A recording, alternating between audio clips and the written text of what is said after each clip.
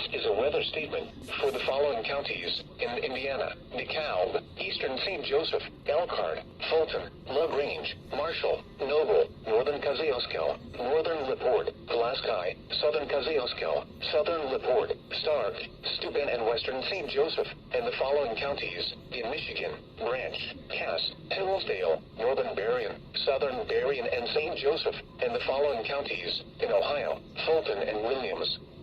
Winter storm warning in effect from noon, or 11 a.m. Central Standard Time Friday to midnight, or 11 p.m. Central Standard Time Friday night. What? Heavy snow expected. Isolated thunderstorms possible. Total snow accumulations of 4 to 8 with isolated higher amounts around 10 inches. Wind gusting as high as 45 miles per hour. Where? Portions of northern Indiana, southwest Michigan, and northwest Ohio. When? From noon, or 11 a.m. Central Standard Time Friday to midnight, or 11 p.m. Central Standard Time Friday night. Impacts: travel could be very difficult. The hazardous conditions could impact the evening commute.